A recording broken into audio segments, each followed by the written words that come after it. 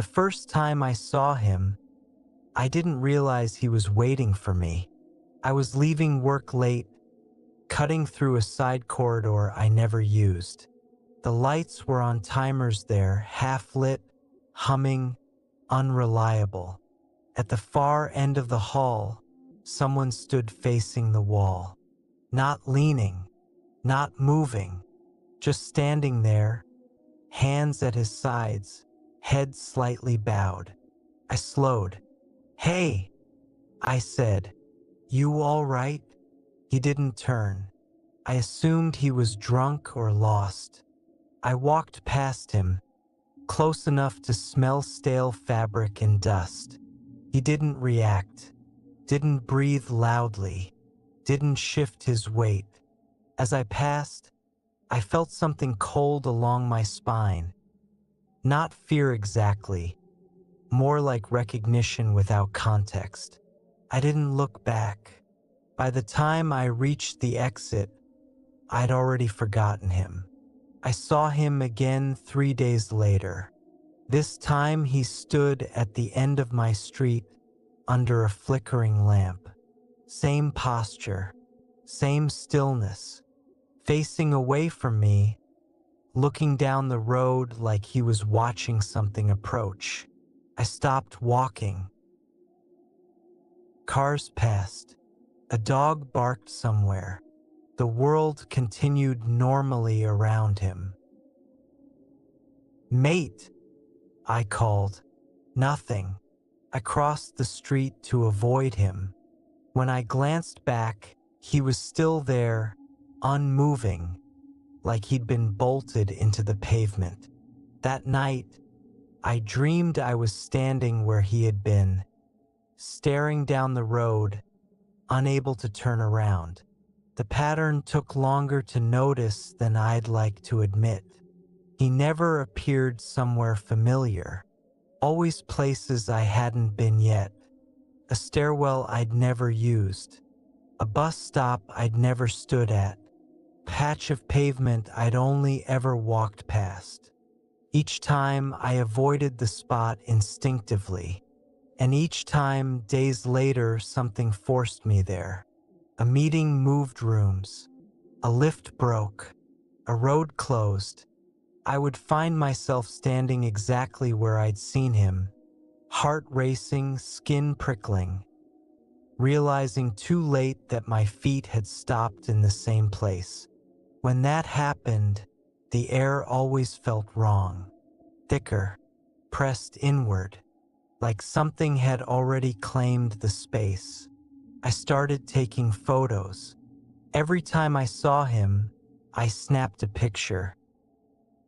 Every photo came out wrong. He was never blurred, never distorted. He was simply absent. The background was there, the lamp, the wall, the stairwell, but the space where he'd been standing was empty, except I knew it wasn't.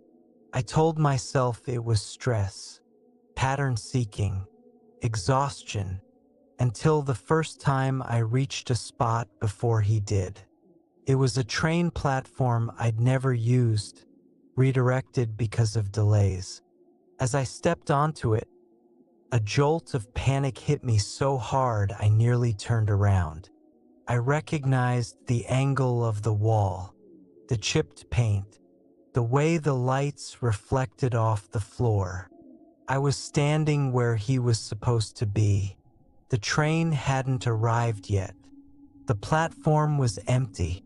I waited, barely breathing. Then I felt it, that sense of being late. Behind me, something shifted. I didn't turn. I already knew. After that, I started checking places before entering them. Corners first, reflections, shadows.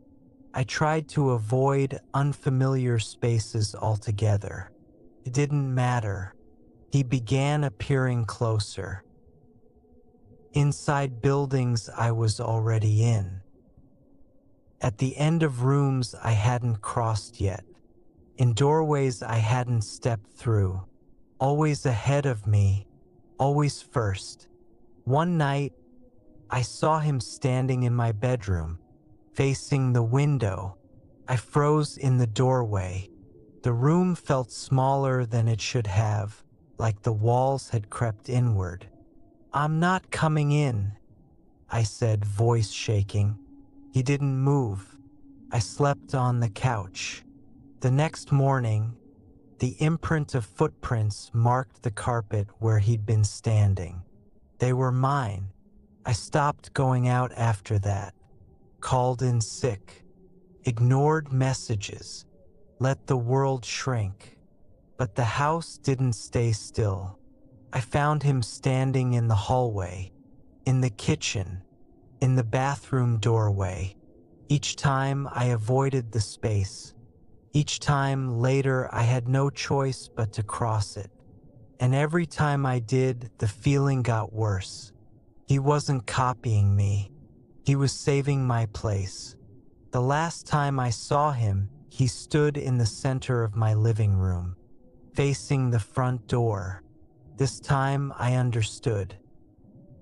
I was supposed to stand there and open it. Something outside needed me in position.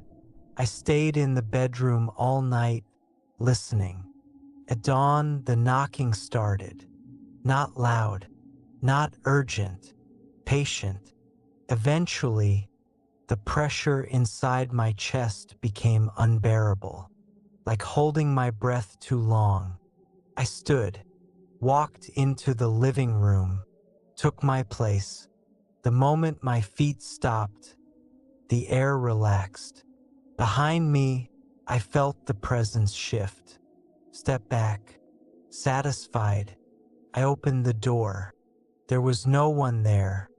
But when I turned around, the room was empty in a way it hadn't been before, like someone had finally moved on. I haven't seen him since.